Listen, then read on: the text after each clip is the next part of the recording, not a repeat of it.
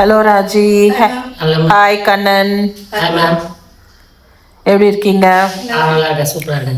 1 year ஆயிடுச்சாம்மா கல்யாணம் ஆகி? 13 மாசம் ஆகுது. எப்போ கல்யாணம் ஆச்சு உங்களுக்கு? டிசம்பர் 22. நல்ல சந்தோஷமா இருக்கிறீங்களா? நீங்க எப்படி இவரு தான் எனக்கு கரெக்ட் ஹஸ்பண்ட் அப்படின்னு எப்படி முடிவு பண்ணீங்க? ஆமா, சுஜாதம்மா நிறைய மாப்பிள்ளை பார்த்தாங்க எனக்கு. எல்லாரும் கொஞ்சமாவது நடக்கணும் அப்படின்னாங்க. ஒரு சிலர் எனக்கு பிடிக்காம இருந்துச்சு. அப்புறமா இவங்க ஒரு ஃப்ரெண்டு மூலியமா இவங்க தெரிஞ்சாங்க. சரி, அவங்களே எனக்கு பார்த்த உடனே பிடிச்ச மாதிரி இருந்துச்சு. எனக்கும் அவங்களுக்கு பிடிச்சிருந்துச்சு, அவங்களுக்கு என்ன பிடிச்சிருந்துச்சு. அதுதான். உங்களுக்கு உங்க ஒய்ஃப் கிட்ட ரொம்ப பிடிச்ச விஷயம் என்ன?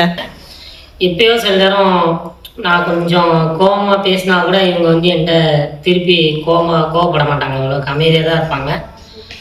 அது எனக்கு ரொம்ப பிடிச்சிருக்கும். பிடிக்காத விஷயம் என்ன கண்ணன் கிட்ட? பிடிக்காத விஷயம் நான் எப்ப பார்த்தாலும் அவங்கதான் பார்க்கட்டும் அப்படின்னு விட மாட்டாங்க. அதுதான் செஞ்சிடணும். அதை அப்பவே ஏதாவது போகணும், வெளியில போகணும்னாலும் போயிடணும். வீட்டுல செய்யற வேலையா இருந்தாலும் செஞ்சிடணும். பிடிவாதம். அது இன்னும் கொஞ்சம் மாத்திக்கலாமான்னு தோணும் சில டைம்ல. உங்களுக்கு கண்ணன் இவங்க கிட்ட பிடிக்காத விஷயம்? பிடிக்காத விஷயம்னு எதுவும் சொல்ல முடியாது.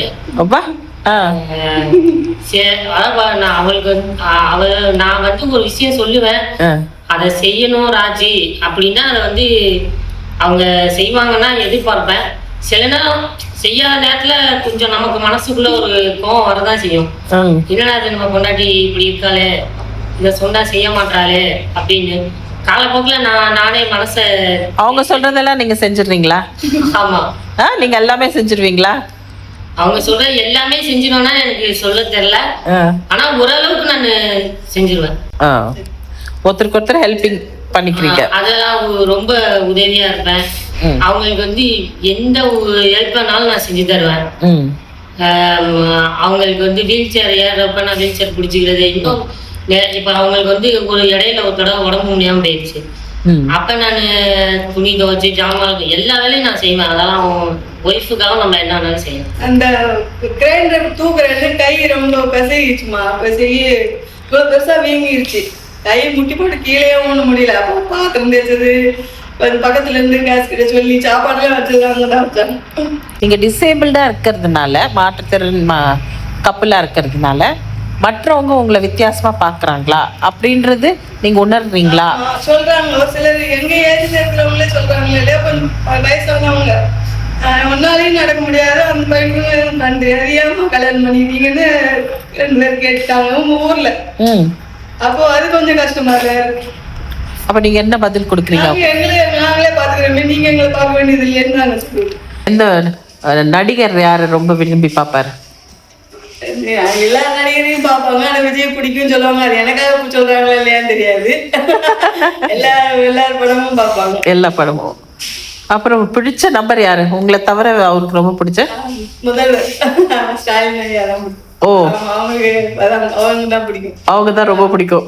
மற்ற யங்ஸ்டர்ஸ்க்கு நீங்க டிசேபிள்டுன்னு பார்க்க வேண்டாம், நான் டிசேபிள்டு ஒரு பொண்ணு பையன் இருக்கிறாங்க, கல்யாணம் பண்ணிக்கணும் அப்படின்னு விருப்பப்படுறாங்க அப்படின்னா, ஒரு தம்பதியினர் இருக்கிறாங்கன்னா அவங்களுக்கு நீங்க உங்க இந்த 1 year கல்யாணம் ஆன அனுபவத்துல நீங்க என்ன சொல்ல விரும்புறீங்க? 2 பேருமே பியூரா லவ் பண்ணணும் மேம். அதான் முக்கியம்னு நினைக்கிறேன் நான். ஒருத்தருக்கு ஃபுல் லவ் இருக்கும், ஒருத்தருக்கு சும்மா சாதாரணமா இருப்பாங்க. அப்படி இல்லாம 2 பேருமே கேர் பண்ணி லவ் பண்ணிக்கணும். அப்பதான் ஒரு அண்டர்ஸ்டாண்டிங் இருக்கும்னு நான் நினைக்கிறேன். நீங்க என்ன சொல்றீங்க? யாரும் ஒருத்தவங்க ஒரு பையனையோ இல்ல ஒரு பொண்ணையோ லவ் பண்றதுக்கு முன்னாடி அவங்கள்ட்ட பணம் இருக்கா, காசு இருக்கா, வீடு இருக்கா, சொத்து இருக்கா, அது இருக்கா, இது இருக்கான்னு பாக்குறத விட உண்மையான மனசு இருக்கான்னு பார்த்து லவ் பண்ணா அந்த லைஃப் நல்லா இருக்கும். இவங்களுக்கு எவ்வளவு செட்டாக என்ன எதுன்னு எனக்கு தெரியாது. ஆனா அவங்க வீட்டுல சொத்துக்காக தான் கல்யாணம் பண்ணிருப்பாங்களோன்னு நினைக்கிறேன்னு யாராவது சொன்னாங்களா?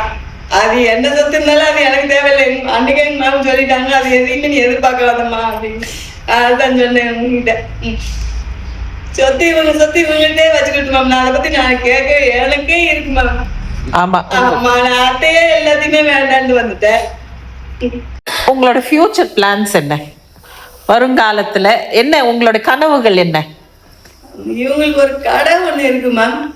ஆ அந்த கடை வெளியில வேலைக்கு போய் என்னால வர முடியாது. ஆ சரின்னா அந்த கல்யாணத்துக்கு அந்த செட் இதெல்லாம் போடுவாங்கல்ல, ஆ. பாத்திரம் வாடகை பாத்திர கடையெல்லாம் இருக்கு. ஆமா, அவங்க அப்பா அது. Suppose, ஆமா, அது அவங்க அப்பா இவங்க பேர்ல தான் இருக்கு, லோன் போட்டு தான் வச்சிருக்காங்க. அதை கொடுத்தாங்கன்னா அதை இன்னும் கொஞ்சம் எக்ஸ்டெண்ட் பண்ணி அந்த லைஃப் மூவ் பண்றாங்க. அப்ப நீங்களே மேனேஜ் பண்ணிடலாம். பண்ணிக்கலாம்.